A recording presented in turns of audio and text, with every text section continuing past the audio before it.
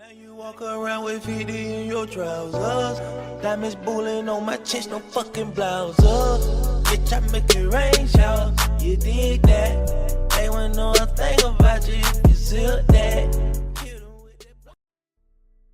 Yo les gars, vous allez bien ou quoi? On se retrouve pour une toute nouvelle vidéo sur GTA V. On va s'intéresser aujourd'hui à l'un des plus gros sujets du jeu, les ovnis dans GTA V. Quelles sont leurs morales? Qu'est-ce qu'on doit en comprendre? À quoi Rockstar a fait référence?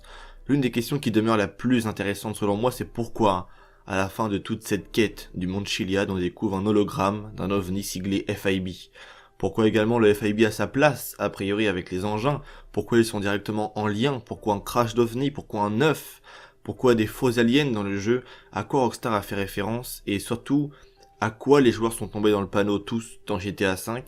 Ceci a été selon moi vraiment l'une des expériences sociales les plus intéressantes qui a été présente dans le jeu. Et vous allez voir que dans la vraie vie comme dans GTA V, les gens tombent toujours dans le panneau. Les aliens, les ovnis dans GTA V, on va en parler maintenant et on va également comprendre pourquoi tout cela est présent dans GTA V. On va commencer par un des éléments majeurs, l'une des plus grosses questions que les joueurs se posent depuis le début du jeu, et j'ai la réponse à vous apporter dans cette vidéo, c'est la fameuse quête du monde Chiliad, que ça soit pourquoi pas la fin ou même le début de quelque chose. Je pense sincèrement plus que c'est la fin, le Saint Graal de GTA V, l'OVNI à 100% du monde Chiliad. La question qui revient souvent, c'est pourquoi c'est un hologramme, pourquoi tous les autres sont plus ou moins physiques, on peut y toucher, mais pourquoi celui-ci est un hologramme, à quoi ça fait référence et qu'est-ce que Rockstar veut te dire au final?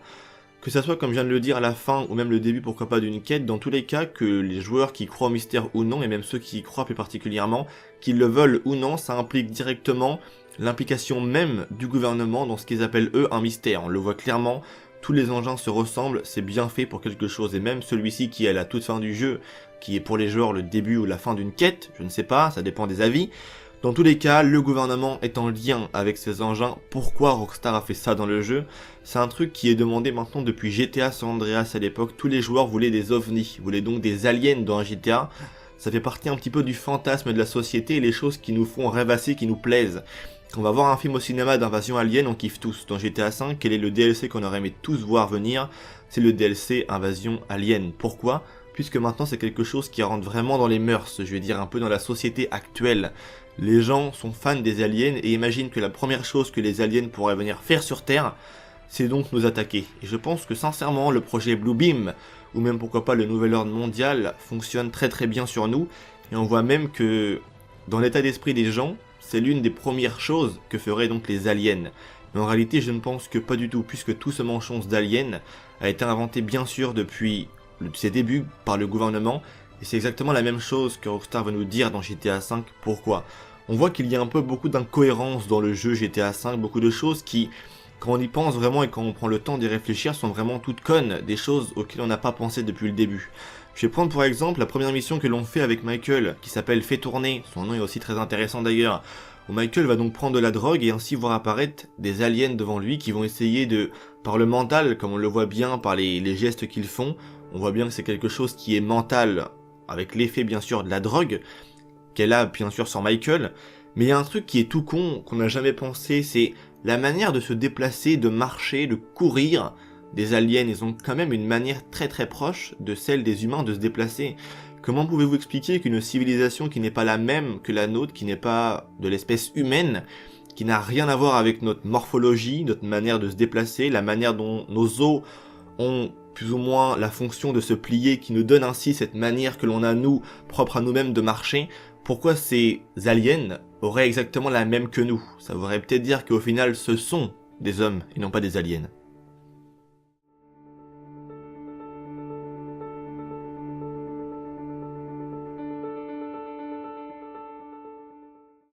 Qu'est-ce que ça veut dire dans GTA V? Quel est vraiment le panneau dans lequel les joueurs sont tombés depuis le début? Je vois qu'il y a encore des personnes qui osent croire à une vraie existence extraterrestre, alien, ou même pourquoi pas des ovnis dans GTA V, et on voit à quel point ils sont tous tombés dans le panneau, et n'ont pas compris en réalité ce que ça veut dire. C'est vraiment quand même super dommage. On est devant un fait dans GTA V où Rockstar nous met devant des conditions. Je vous ai déjà dit auparavant que GTA V n'était qu'une simple parodie de l'Amérique. Ce qui veut dire que Rockstar prend les cas de figure de l'Amérique, les met dans un jeu vidéo, et s'en moque, ou alors t'expose la vérité. Comme j'ai dit auparavant dans mon ancienne vidéo, l'humour est vraiment le meilleur moyen pour te faire passer à un éclatement de vérité ultime. Et bizarrement, quand on pense que tout ça n'aurait aucun sens dans GTA V, pourquoi Rockstar s'amuserait à mettre les engins, les ovnis pardon, en lien avec le gouvernement? Qu'est-ce que ça implique? Qu'est-ce que ça veut dire? Pourquoi en toute fin de cette fameuse quête du monde Chiliad, il y a un hologramme? Pourquoi un simple hologramme? Pourquoi pas un élément physique comme les autres? À quoi ça fait référence? À quel projet Rockstar fait référence?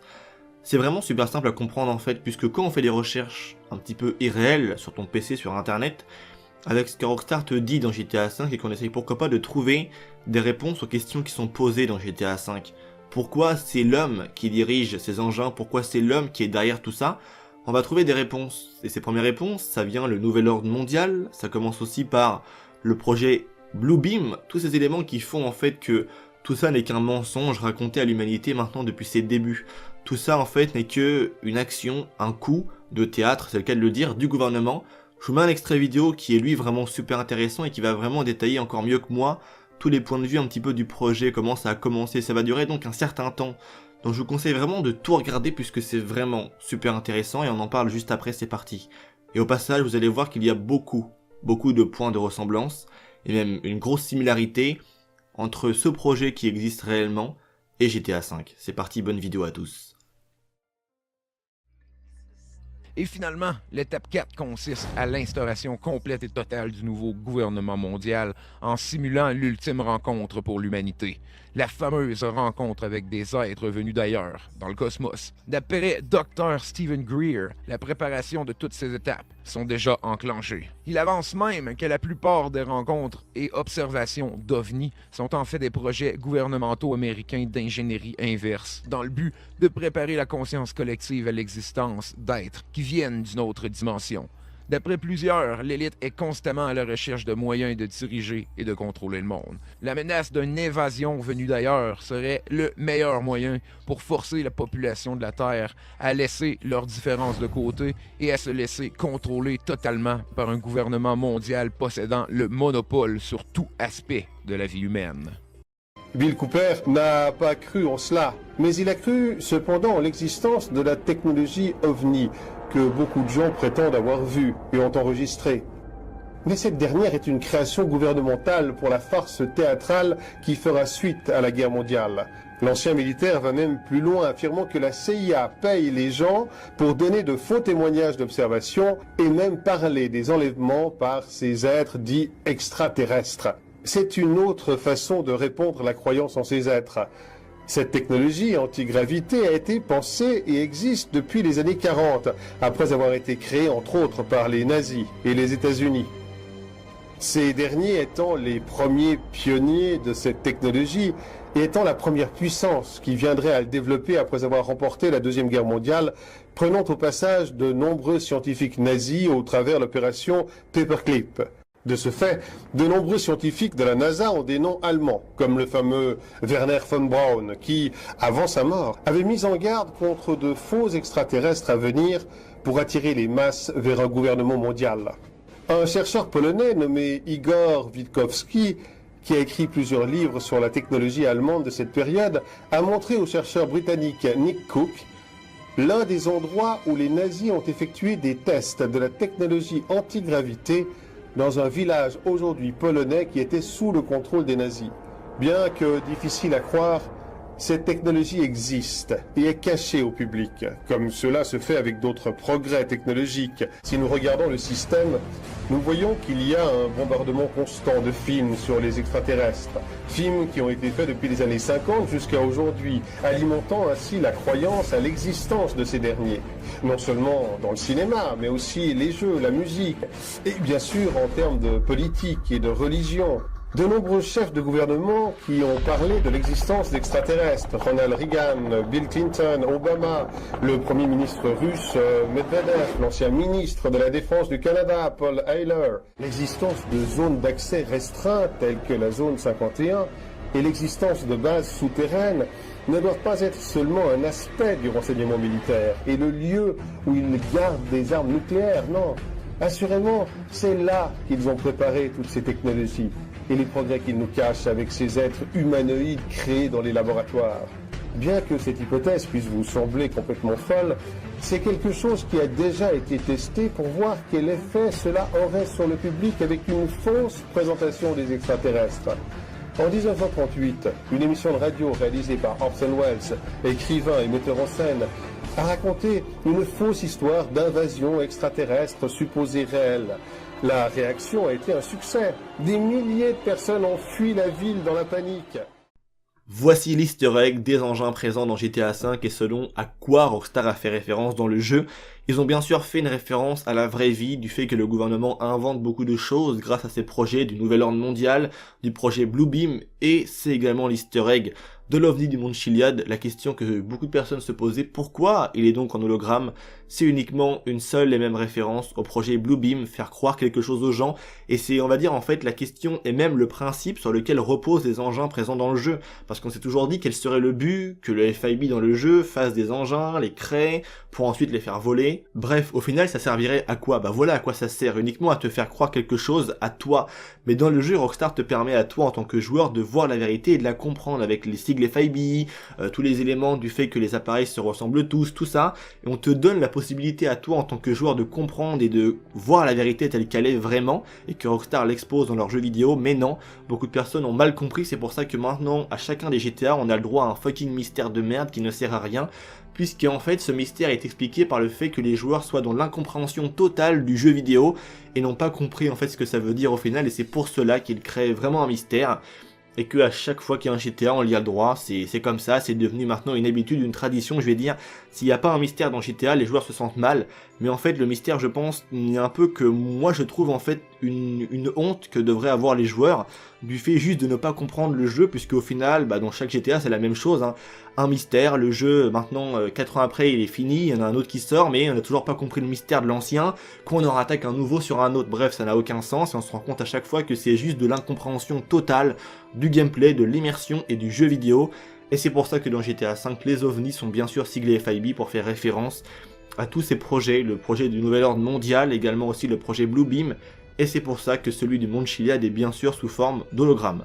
Maintenant on va s'intéresser un petit peu à cette mission qui est apparue dans le DLC Gunrunning, comme vous le savez tous, j'en avais également parlé lors de cette vidéo qui s'affiche maintenant à l'écran, que je vous invite pourquoi pas à aller voir, et j'avais dit que cette scène de crash était totalement fausse, qu'elle ne rimait à rien du tout, et que selon moi Rockstar s'amusait vraiment de la situation, du fait que, effectivement comme on vient de le voir, dans le jeu le gouvernement veut nous faire croire quelque chose comme c'est le cas aussi dans la vraie vie, mais que Rockstar était là en train de dire que même si le gouvernement veut te faire croire en quelque chose, ils le font mal, ils le font vraiment très mal, et même un enfant de 5 ans serait capable de faire quelque chose de mieux constitué, tu vois, parce que là il y a vraiment beaucoup de contre-éléments qui font qu'on se rend compte que ça n'a vraiment strictement aucun sens.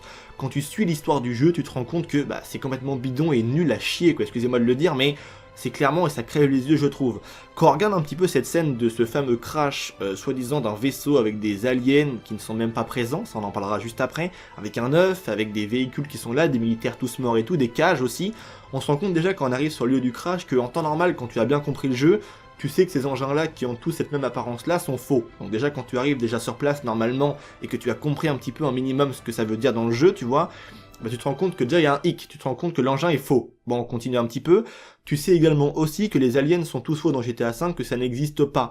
Mais là tu vois un truc, c'est que tu vois des cages qui sont présentes, tu dis bon des cages pour capturer quoi, je comprends pas vraiment les gars, dans le jeu ça n'existe pas. En plus le engin qui est là est faux, donc c'est censé ne pas être des vrais aliens dedans, mais juste des humains, tu vois, ou des mecs qui le contrôlent, tu vois, donc il n'y a pas d'aliens dans ce crash, donc pourquoi vous mettez des cages? Pour capturer quoi? C'est un contre-élément totalement con qui te fait comprendre à toi en tant que joueur que directement ça n'existe pas. Donc bref, on continue un petit peu, et là quand vient l'apparition de ces fameux aliens, on se rend compte que, encore une fois de plus, c'est des hologrammes, des images projetées, quelque chose qui n'est pas physique, que tu ne peux pas toucher, où tu vas passer à travers, comme également à la même image, l'OVNI du Mont Chiliad.